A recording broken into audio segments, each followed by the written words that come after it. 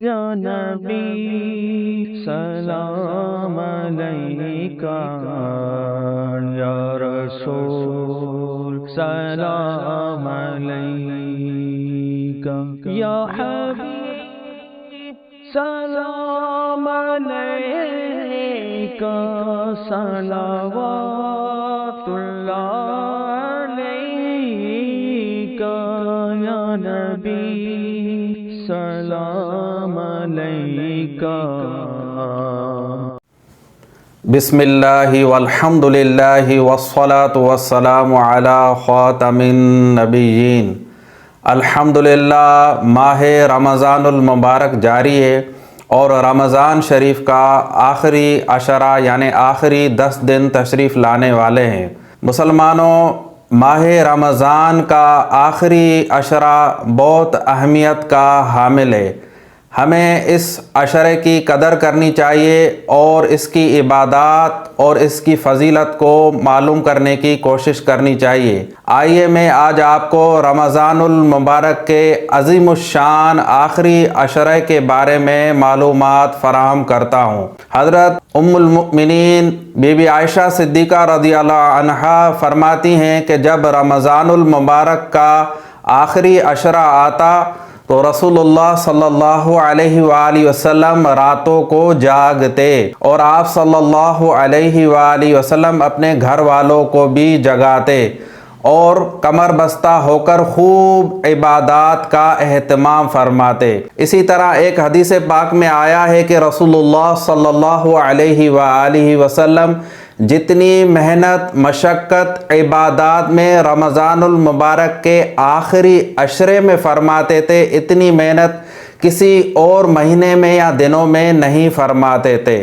اس سے معلوم ہوا کہ رمضان شریف کا آخری عشرہ بہت فضیلت کا حامل ہے۔ ہمیں بھی چاہیے کہ سنت رسول صلی اللہ علیہ وآلہ وسلم پر عمل کرتے ہوئے آخری 10 دنوں میں زیادہ محنت کریں، زیادہ عبادت کریں۔ یہ آخری عشرہ کیوں اہم ہے؟ اس کی وجہ یہ ہے کہ اس آخری عشرے میں لیلۃ القدر ہے، جسے ہم کہتے ہیں شب قدر۔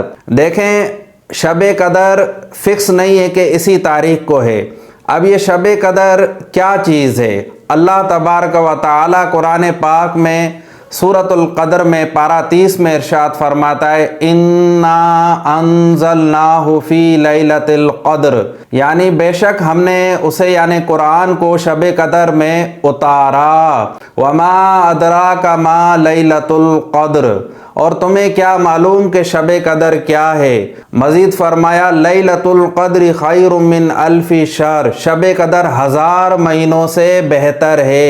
مفسرین کرام نے لکھا ہے کہ اس آیت مبارکہ سے معلوم ہوا کہ قرآن پاک شب قدر میں نازل ہوا اور شب قدر کی فضیلت یہ ہے کہ اس میں اگر کوئی نیک عمل کرے تو وہ 1000 راتوں کے عمل سے بہتر ہے۔ اسی لیے رسول اللہ صلی اللہ علیہ وسلم رمضان شریف کے آخری عشرے میں زیادہ عبادت فرمایا کرتے تھے۔ آپ صلی اللہ علیہ وآلہ وسلم نے ارشاد فرمایا کہ شب قدر کو رمضان المبارک کے آخری عشرے کی طاق راتوں میں ڈھونڈو، یعنی 21 رمضان المبارک، 23، 25، 27، 29، یہ طاق راتیں ہیں، آپ یہ نوٹ کر لیں۔ دیکھیں، اول تو ہمیں چاہیے کہ رمضان المبارک کے آخری عشرے کی تمام راتوں میں عبادات کریں تاکہ شب قدر حاصل ہو جائے، اور خاص طور پر جو طاق راتیں آئیں، جیسا کہ رسول اللہ صلی اللہ علیہ وآلہ وسلم نے فرمایا کہ شب قدر کو طاق راتوں میں تلاش کرو۔ تلاش کرنے کا مطلب یہ ہے کہ ہم ان راتوں میں عبادات کا اہتمام کریں۔ اب آئیے میں آپ کو بتاتا ہوں کہ شب قدر ہم کس طریقے سے حاصل کر سکتے ہیں۔ آپ ان ہدایات پر عمل کریں، ہر مسلمان انشاءاللہ تعالی شب قدر حاصل کرنے میں کامیاب ہو جائے گا۔ اس کی جو فضیلت عالی شان عظیم الشان وہ ہر مسلمان بھائی اور بہن کو حاصل ہو سکتی ہے۔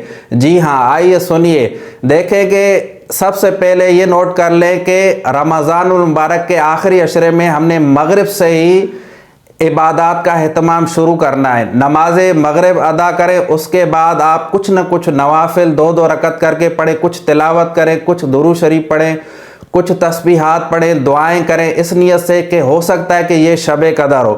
اس کے بعد آپ عشاء کی نماز ادا کریں۔ عشاء کی نماز کے بعد جو نماز تراویح 20 رکعت ادا کرے گا 2 کر کے، وہ تو یقیناً شب قدر کا ثواب حاصل کر لے گا۔ ہمیں چاہیے کہ ہم نماز تراویح آخری 10 دنوں میں بھی لازمی ادا کریں۔ ویسے تو نماز تراویح پورے رمضان کی راتوں میں ہے، لیکن چونکہ آخری عشرہ بہت اہم ہے تو اس میں ہم خاص طور پر اہتمام کریں۔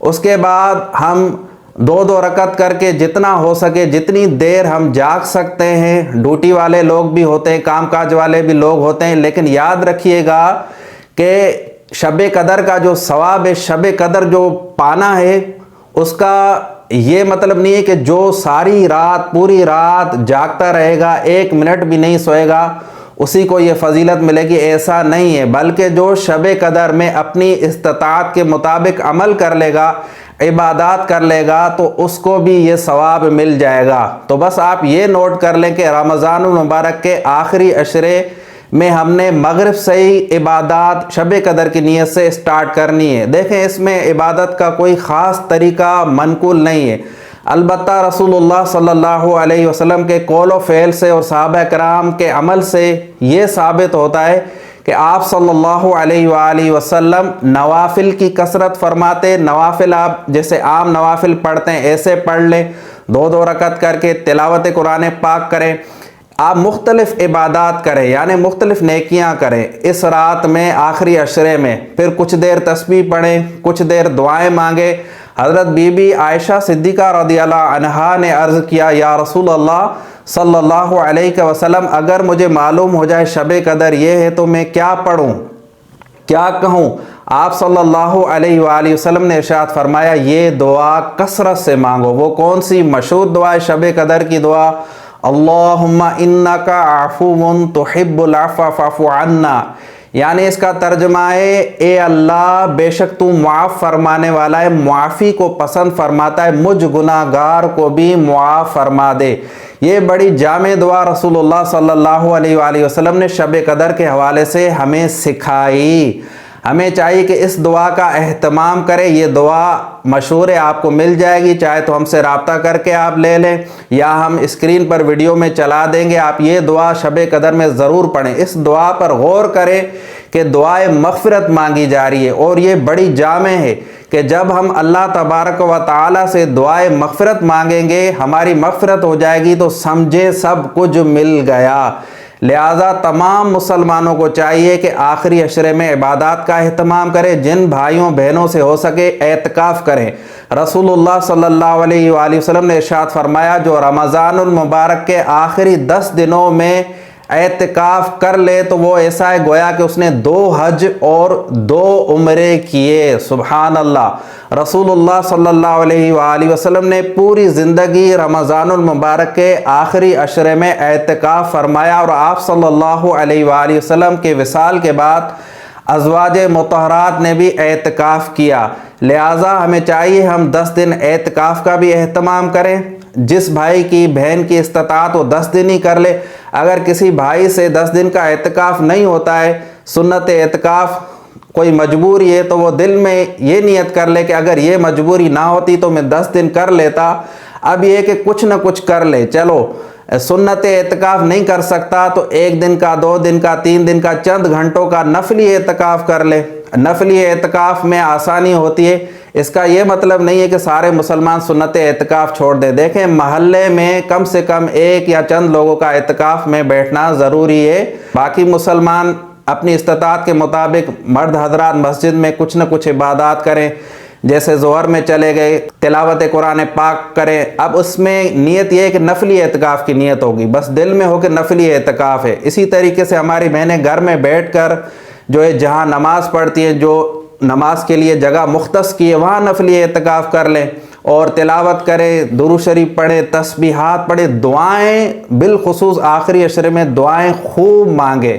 تو اس طریقے سے ہم شب قدر حاصل کرنے میں کامیاب ہو جائیں گے۔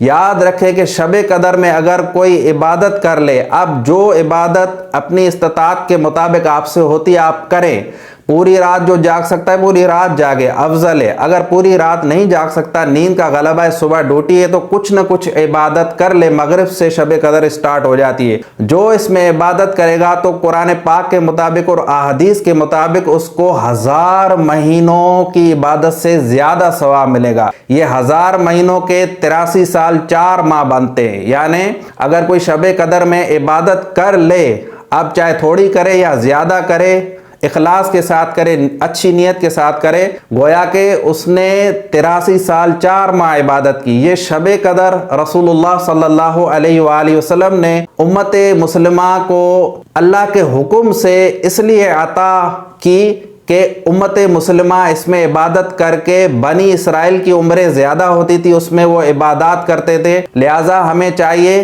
کہ ہم بھی شب قدر میں عبادات کریں اور کم وقت میں 83 سال 4 ماہ کی عبادت کا ثواب حاصل کریں۔ اللہ تبارک و تعالی ہمیں عمل کرنے کی توفیق عطا فرمائے۔ وما علینا الا البلاغ المبین۔